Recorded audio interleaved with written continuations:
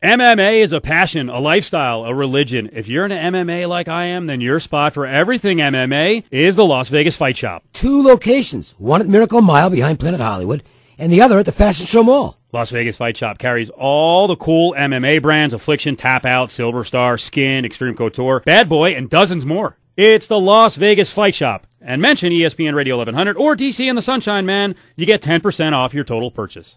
Yeah, I had a couple of issues, that kind of raised some flags for me. He said he's been on it since, I believe, August of last year, which means he was on it for the Palaris fight. He was on it obviously, he was going to be on it when he fought Rick Story, on it when he fought Dan Miller in New Jersey, and then he had one other fight before the Miller fight when he fought Okami, but that was overseas, and they didn't have a commission.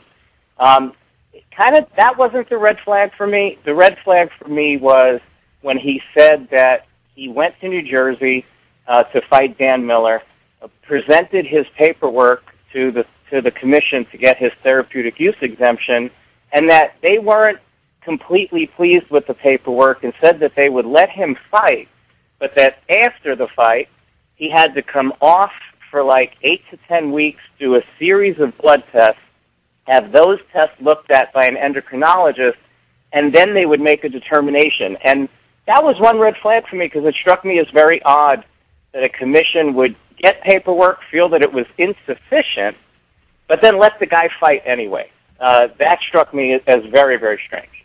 Well, that is bizarre, and I don't believe that for 1 second. And then that starts to move me towards Chael Sonnen territory, because really what California was mad at Sonnen, mad at him about more than anything was the inconsistency with the reporting and saying that he had told Nevada about it and Keith Kaiser, and then Kaiser came back and said, I didn't know anything about this. And that's why California was angry. The second part of the Marquardt thing that was bizarre to me today was he claims he was taking a pill form of this TRT for those previous fights.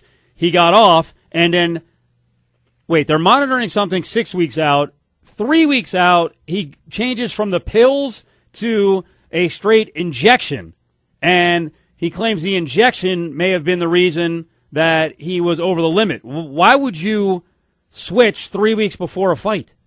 Well, let me clarify a couple of things, because this is where it gets even a little stranger. He said that he was taking 2 different pill forms of medication for what he defined as an off-label use. What that means is that he was prescribed something that was never intended to really have anything to do with testosterone. That's not what it's the treatment for, and that's why they call it an off-label use. So that's its own kind of weird category. But he said that these 2 pills, which he took one every other day and one 3 days a week, weren't actually testosterone. What they are was something that would encourage his body to produce more of its own testosterone. Okay, fine. So he said he was on that coming up to the New Jersey fight. Then we talked about the New Jersey told him that they wanted him to take nothing for this 8 to 10 week period afterwards, which brought him, Steve, right up to 3 weeks before the fight with Story, which he ultimately couldn't qualify for. And that's when they put the injections in. And because the doctor said, you're not going to get the benefit fast enough, in essence, if we put you on the pills, because I guess that's a more gentle manipulation, and that's your own testosterone level, so it would take longer for them to come up. So they put him on the injections, which you would think, knowing he has a fight coming up, you're going to monitor that extremely closely in terms of your blood levels. And he admitted himself that he made a mistake by not monitoring it more closely and letting several weeks go by, and that's when his levels got out of whack and too high. So that's on him, that's on his doctor. Yep. Now, as far as the UFC goes, is that a fireable offense? You know what, it might be.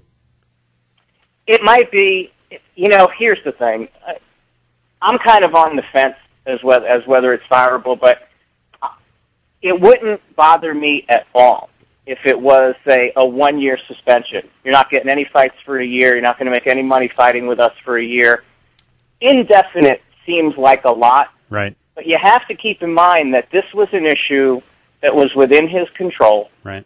It was an issue he was well aware of for quite some time. He'd been on this since August of last year.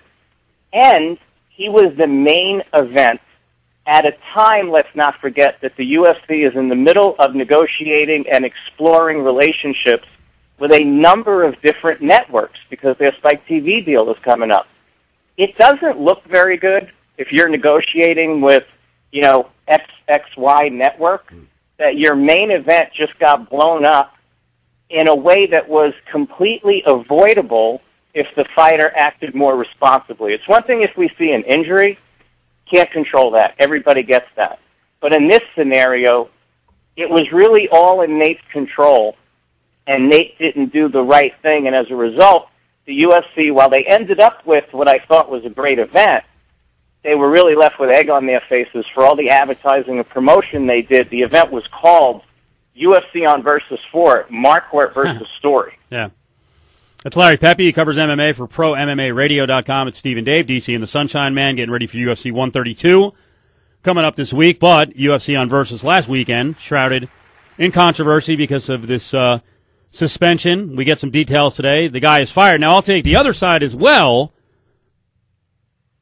on the firing. There have been other cases where guys have come out and said, hey, I knowingly took steroids. They eventually came back. And I'll give you the worst one.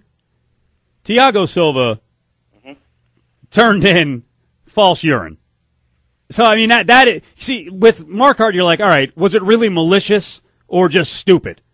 In the case, and I can understand, hey, fighters freak out sometimes, like Silva, hey, I got to take it, my back. But you made a decision. You knowingly cheated, and then you tried to defraud the system. He's going to be back.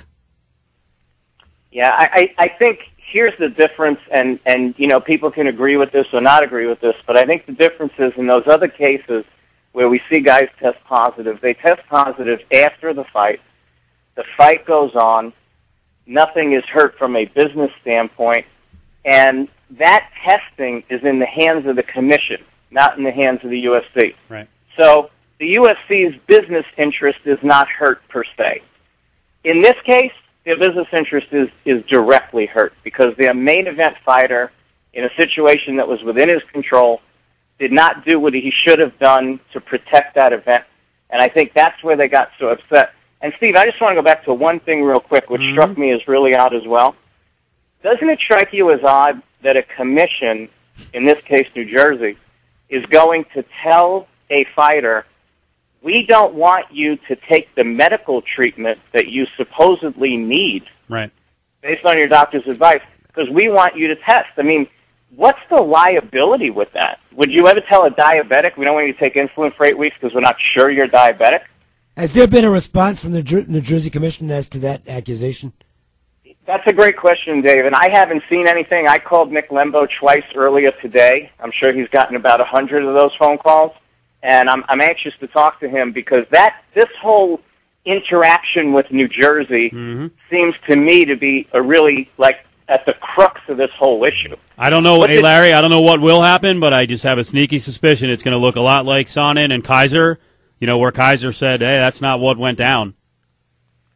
Yeah, it wouldn't surprise me because it really does strike me as odd, Steve. Nick Lembo's an intelligent guy. I've had him on the show. He's an attorney. Just from a liability standpoint, to tell someone not to take medical treatment that they supposedly, and I say supposedly because we don't know anything for sure right now, but that they supposedly need, wow. What if he comes off that treatment and has a heart attack, God forbid?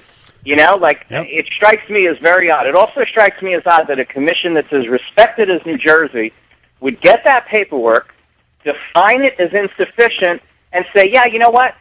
Go ahead and get in the cage with Dan Miller and fight that fight, and we'll sort this out afterwards. Miller has a case. Hey, I want my win bonus. Absolutely. And Miller should file an appeal to get it changed to a no contest this afternoon. Yep. One last thing. Small mention of the way UFC fighters handle their media stuff sometimes. Nate Marquardt talked to one outlet today. Now, you hear us. He talked to AOL, good show with Ariel Helwani, but his camp said one outlet, that's it. Huge mistake, because a lot of the questions that Larry has asked, that I would ask, that Ioli, that ESPN.com, that would get more clarification, would clear things up a little more I think he's thrown out a story here that has a lot of unanswered questions. And I'm not blaming the interviewer because Ariel, he's got an hour with him. He got to a lot of the stuff. But there's, by yourself, there's only so much you can get to. I'm telling you, that is not a good way to handle these things. No, it's not, and it also speaks to the issue of, it raises that thing in your head like, all right, if you're really coming clean, you really have a solid story, you really have nothing to hide, why not talk to 5 or 10 outlets? Because no interviewer is perfect. There's always going to be a question that I'm going to forget that you're going to think of, and vice versa. And to me, I think it's a big PR mistake. It's too controlled. And why do you have to be controlled if you're prepared to tell the whole story?